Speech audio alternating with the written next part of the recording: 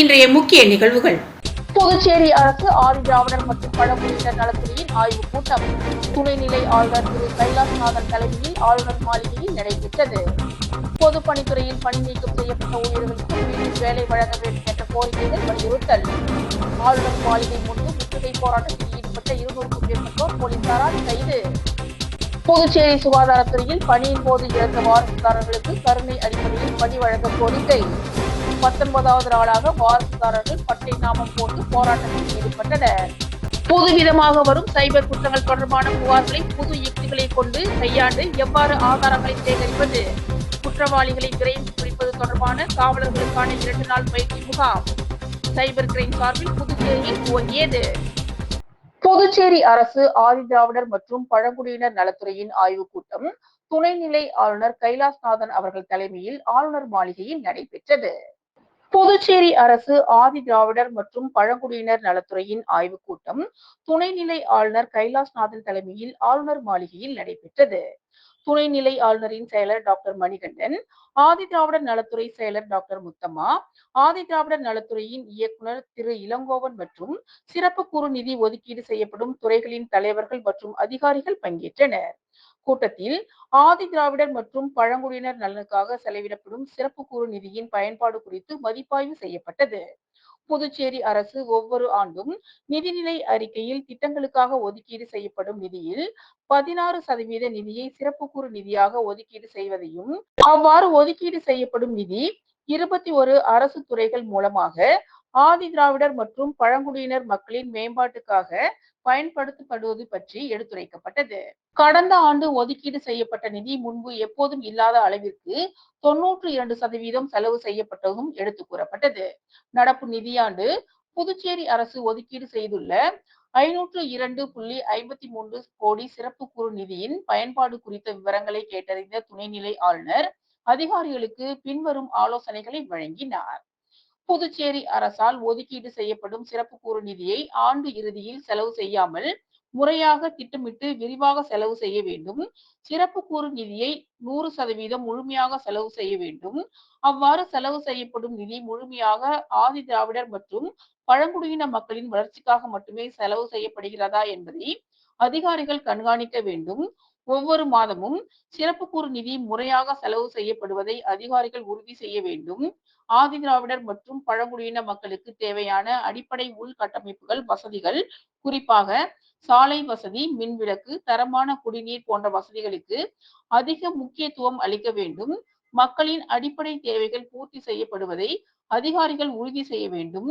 கல்வி சமுதாயத்தில் மிகப்பெரிய மாற்றத்தை உருவாக்கும் என்பதால் ஆதி திராவிடர் மற்றும் பழங்குடியின மாணவர்கள் தங்கி பயிலும் மாணவர் விடுதிகளின் மேம்பாட்டுக்கு முக்கியத்துவம் அளிக்க வேண்டும்.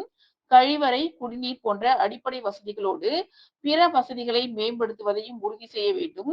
சிறப்பு கூறு நிதியை ஆதி திராவிடர் நலத்துறை மட்டுமல்லாமல் பிற அரசு துறைகளும் பயன்படுத்துவதால் துறைகள் இடையிலான ஒருங்கிணைந்த செயல்பாடு இருக்க வேண்டும். ஒதுக்கீடு செய்யப்படும் நிதி எந்தவித குறைபாடும் இல்லாமல் ஆதி திராவிடர் மற்றும் பழங்குடியின மக்களின் நலனுக்காக முழுமையாக செலவு செய்வதில் முனைப்பு காட்ட வேண்டும். ஆதி திராவிடர் மற்றும் பழங்குடியின மக்களுக்கு குடியிருப்பு வசதிகள் மற்றும் கடன் திட்டங்களை விரிவுபடுத்த வேண்டும். அவர்களுக்கு அரசு அதிகாரிகள் ஒத்துழைப்பு அளிக்க வேண்டும். ஆதி திராவிடர் மற்றும் பழங்குடியின மக்களின் நலன் குறித்து தொடர் ஆலோசனை நடத்த வேண்டும். வரும் நிதிநிலை அறிக்கையில் அவர்களுக்கான கூடுதல் திட்டங்களை கொண்டு வர வேண்டும். முதலமைச்சர் சட்டப்பேரவையில் அறிவிக்கும் அனைத்து அறிவிப்புகளும் தடைகள் இன்றி உடனடியாக செயல்பாட்டுக்கு வருவதையும், உரிய காலத்தில் அவை செயல்படுத்தப்படுவதையும் அதிகாரிகள் உறுதி செய்ய வேண்டும் என்று அவர் கூறினார்.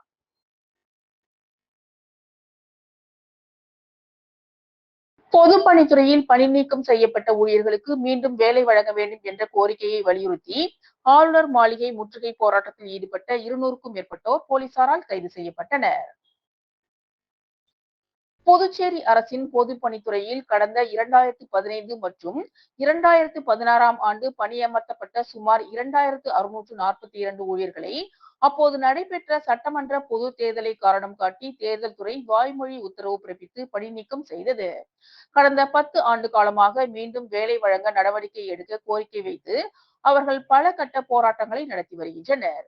புதுச்சேரி அரசாங்க உயர் அதிகாரிகள் இதுவரை மீண்டும் வேலை வழங்கும் கோப்பிற்கு அனுமதி அளிக்காமல் காலம் கடத்தி எந்த ஒரு நடவடிக்கையும் எடுக்காததை கண்டித்தும் துணைநிலை ஆளுநர் பொதுப்பணித்துறையில் பணி நீக்கம் செய்யப்பட்ட ஊழியர்களுக்கு மீண்டும் வேலை வழங்க ஒப்புதல் அளிக்கும் கோப்பிற்கு உடனடியாக அனுமதி அளித்து நடவடிக்கை எடுக்க வலியுறுத்தியும் அண்ணா சிலை அருகில் இருந்து ஊர்வலமாக புறப்பட்டு ஆளுநர் மாளிகை நோக்கி பேரணியாக சென்றனர். ராஜா திரையரங்கம் அருகே வந்தபோது சாலையில் அமர்ந்து சாலை மறியல் செய்து போராட்டத்தில் ஈடுபட்டனர். போலீசார் அவர்களை தடுத்து நிறுத்தி கைது செய்தனர். போராட்டத்திற்கு ஒருங்கிணைப்பாளர்களாகிய தெய்வீகன், காரைக்கால் வினோத், சத்யாவதி, காரைக்கால் மணிவண்ணன் ஆகியோர் தலைமையில் சுமார் 200க்கும் மேற்பட்ட ஊழியர்கள் கலந்து கொண்டனர்.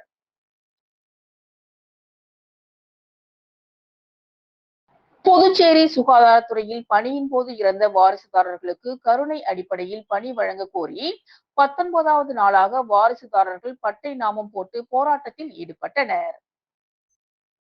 புதுச்சேரி சுகாதாரத்துறையில் பணியின் போது இறந்த வாரிசுதாரர்களுக்கு கருணை அடிப்படையில் பணி வழங்க கோரி பல ஆண்டுகளாக கோரிக்கை வைத்து வருகின்றனர். தொடர்ந்து பணி நியமனம் வழங்க கோரி சுகாதாரத்துறை ஊழியர்களின் வாரிசுதாரர்கள் நலச்சங்கம் சார்பில் சுகாதாரத்துறை அலுவலகம் முன்பு காத்திருப்பு போராட்டம் நடத்தி வருகின்றனர். இந்நிலையில் இன்று 19வது நாளாக நடந்த பட்டை நாமம் போட்டு போராட்டத்தில் ஈடுபட்டனர்.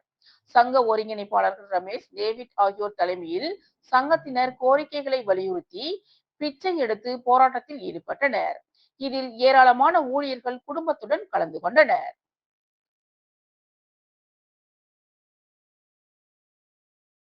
வில்லியனூர் ஆயுஷ் மருத்துவமனையில் மகளிர் தினத்தை முன்னிட்டு சிறப்பு முகாம் நடைபெற்றது. புதுவை வில்லியனூர் தொகுதிக்கு உட்பட்ட வில்லியனூர் ஆயுஷ் மருத்துவமனையில் சித்த மருத்துவ பிரிவு மற்றும் புதுச்சேரி இம்காப்ஸ் மருத்துவமனை சார்பாக மகளிர் தின விழா சிறப்பாக கொண்டாடப்பட்டது. இதில் வில்லியனூர் சட்டமன்ற உறுப்பினர் சிவா தலைமையேற்று நிகழ்ச்சியினை துவங்கி வைத்தார். நிகழ்ச்சியில் ஆயுஷ் இயக்குனர் ஸ்ரீதரன் அவர்கள் நோக்க உரை ஆற்றினார். சித்த மருத்துவ பிரிவு தலைமை மருத்துவர் இந்திரா பெண்களின் நலன் மற்றும் மலநலன் முக்கியத்துவம் குறித்து சிறப்புரையாற்றினார். விழாவில் முக்கிய நிகழ்வாக மகாத்மா காந்தி ஊரக வளர்ச்சி திட்டத்தின் கீழ் 100 நாள் வேலை திட்டத்தில் பணியாற்றும் 100க்கும் மேற்பட்ட பெண்களுக்கு உடல் நலனை மேம்படுத்தும் வகையில் அமுக்ரா சூரணம் மற்றும் கீழா நெல்லி மாத்திரை, வலி நிவாரணிகள் உள்ளிட்ட மருந்துகள் வழங்கப்பட்டது. மேலும் விழாவில் புதுவை இம்காம்ஸ் மருந்து செய் நிறுவனம் சார்பாக மருத்துவர் ஸ்ரீதர் மற்றும் மருத்துவர் கல்பனா உள்ளிட்டோர் கலந்து கொண்டனர். நிகழ்ச்சிக்கான ஏற்பாட்டினை மருத்துவர்கள் கலைமதி, சசிகலா, மருந்தாளர் ரேவதி பிரியா மற்றும் உதவியாளர்கள் சிறப்பாக செய்திருந்தனர். அரசு பள்ளிகளில் பணிபுரியும் ரொட்டிப்பால் ஊழியர்கள் 3வது நாளாக கண்களில் கருப்பு துணி கட்டிக்கொண்டு தர்ணா போராட்டத்தில் ஈடுபட்டனர். புதுச்சேரி அரசு பள்ளிகளில் ரொட்டிப்பால் ஊழியர்கள் 1000க்கும் மேற்பட்டோர் பணிபுரிந்து வருகின்றனர்.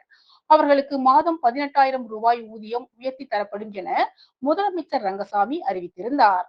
ஆனால் இதுவரையிலும் உயர்த்தப்பட்ட சம்பளம் வழங்கப்படவில்லை. இதனால் சங்க ஒருங்கிணைப்பாளர் மாறன் தலைமையில் கல்வித்துறை முன்பு கடந்த 3ஆம் தேதி மாலை போராட்டம் நடத்தினர். தொடர்ந்து நேற்று முன்தினம் காலை பள்ளிகளுக்கு சென்று பால் காய்ச்சி மாணவர்களுக்கு வழங்கிவிட்டு கல்வித்துறை முன்பு போராட்டத்தில் ஈடுபட்டனர்.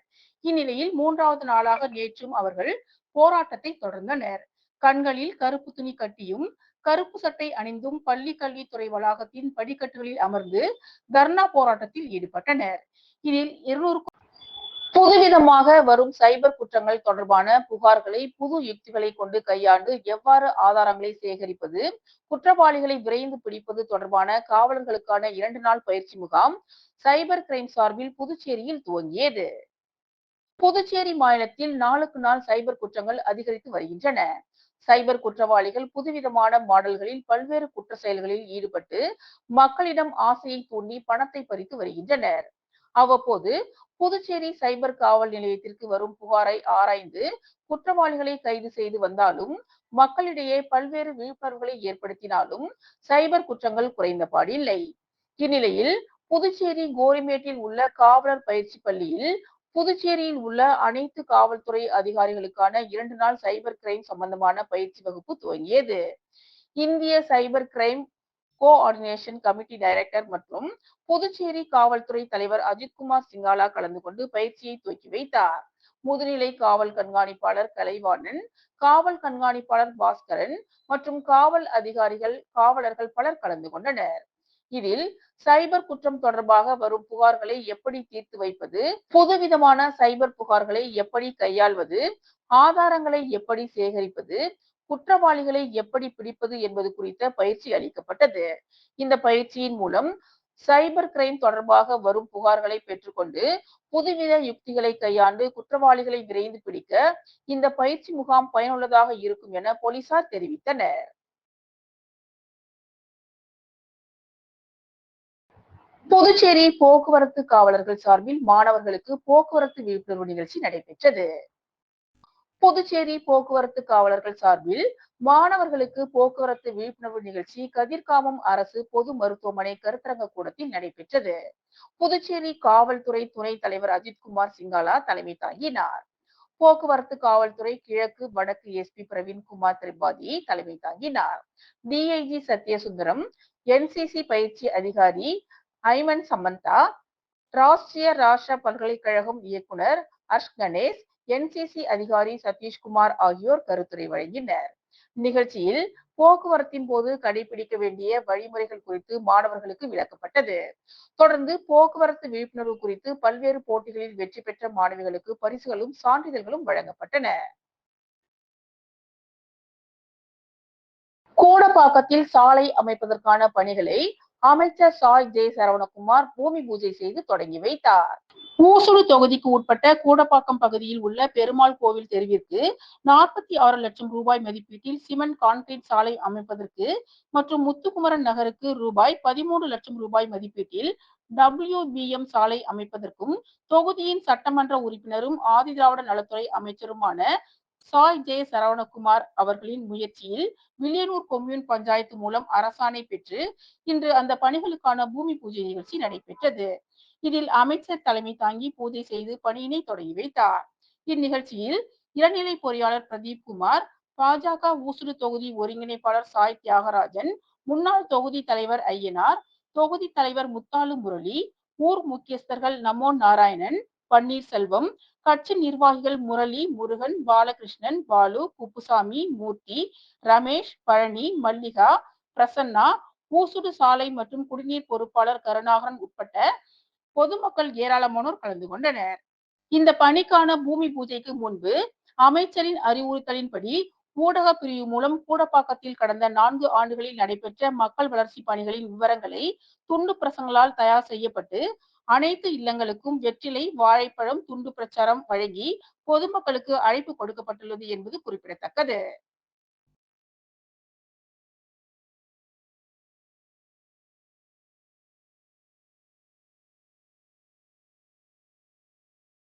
புதுச்சேரி முத்தியால்பேட்டை தொகுதி திமுக மதர் குளோரி நீட் கோச்சிங் சென்டருடன் இணைந்து 25,000 ரூபாய் கட்டணத்தில் இலவச நீட் பயிற்சி அளிக்கப்பட உள்ளது.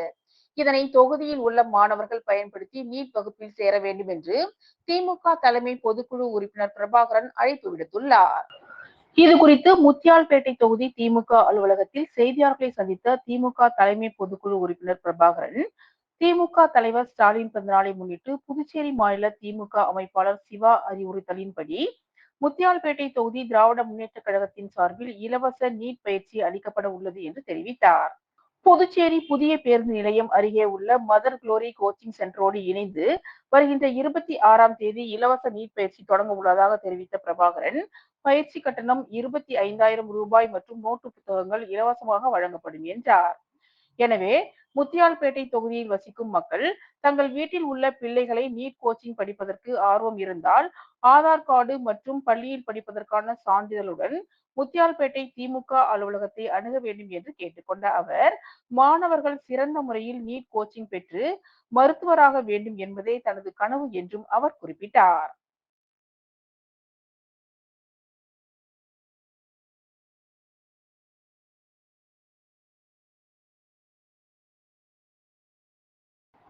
மின்துறை தலித் ஊழியர்கள் சங்கம் சார்பில் தலித் ஊழியர்களுக்கு ஒருவருக்கு கூட பதவி உயர்வு வழங்காததை கண்டித்து மின்துறை தலைமை பொறியாளர் அலுவலகத்தில் 100க்கும் மேற்பட்ட ஊழியர்கள் உள்ளிருப்பு போராட்டத்தில் ஈடுபட்டனர்.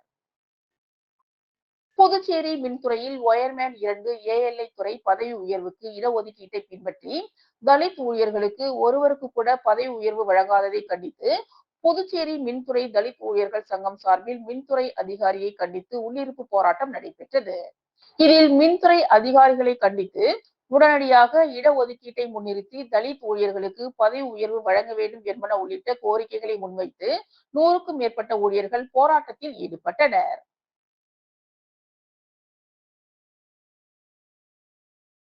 இத்துடன் இன்றைய நிகழ்வுகள் நிறைவடைந்தன. வணக்கம்.